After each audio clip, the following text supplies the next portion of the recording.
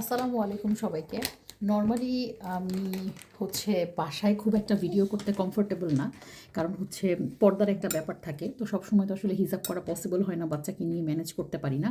এর জন্য আসলে খুব একটা বাসার ভিডিও এভাবে করে দিতে আমি কমফোর্টেবল হই না বা দেই না।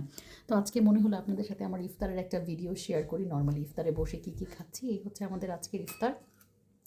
যদিও আজকে আমি কিছুই বানাইনি, শুধু ডিম চপটা আমি আজকে ভেজেছি, আর বাকি সব কিছু গতকালকে ছিল, যেহেতু গতকালকে গেস্ট এসছে। সো গেস্টের জন্য যা ছিল ওর মধ্যে থেকেই আমি আসলে সব ইফতার নিয়ে নিয়েছি। এখন আপনার ভাইয়ের সাথে বসেছি, ইফতার করব। আমরা দুইজনই দেশের বাইরে আসলে সবার সাথে সবসময় ইফতার করার সুযোগ হয় না, বা বন্ধুবান্ধবের সাথে ইফতার করার ওইভাবে করে সুযোগ হয় না। মাঝে মাঝে খুব পরিচিত যদি দু একজন থাকে বা আসে, তাদের সাথে ইফতার হলে খুবই ভালো লাগে। এই বছরটা অন্য বছরের তুলনায় ডিফারেন্ট, কারণ গত বছর আমার বোন ছিল, আমরা একই সাথে ইফতার করেছি। বাট এই বছর আমরা যেহেতু একা, তো ইফতারের সময় সবার কথা খুব মনে পড়ে, আমার ভাগ্নিদের কথা খুব মনে পড়ে। আর আব্বু আম্মুর কথা তো সবসময় মনে পড়ে, সেটা আর বলার কিছু নেই। শাশুড়ির সাথে ওই ইফতারটা খুবই ভালো ছিল।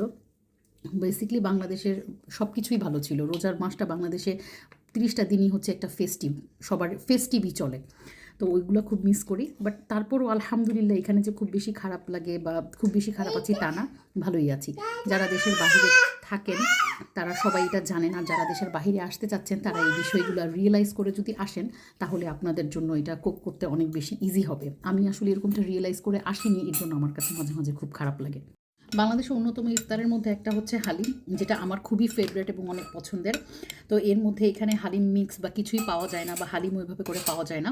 তো এবার বাসায় বানিয়ে ফেলেছিলাম হালিম, গতকালকে আমি বানিয়েছিলাম, খুবই ভালো হয়েছে আলহামদুলিল্লাহ। প্রথমবার জীবনে অ্যাটেম্প নিয়েছি, সেই হিসেবে অনেক ভালো হয়েছে। আমি কিন্তু শুধু হালিমটা খেয়ে এক পিস কাবাব খেয়ে নামাজ পড়তে চলে গিয়েছি। তো হালিমটা এত মজা লাগলো, এখন আমার অনেক বেশি ক্ষুধা লেগেছে, এর জন্য মজা লেগেছে নাকি সত্যি সত্যি মজা হয়েছে আমি জানি না। কিন্তু হালিমটা খুবই ভালো লেগেছে। এখন আমি বাকি ইফতারগুলো করব।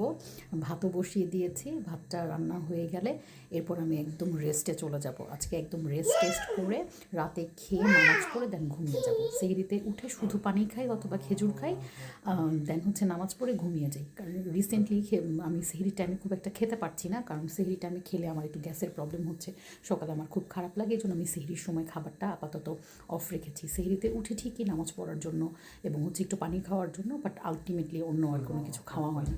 তো আপনাদের রোজা কেমন যাচ্ছে, সেহরি কে কীভাবে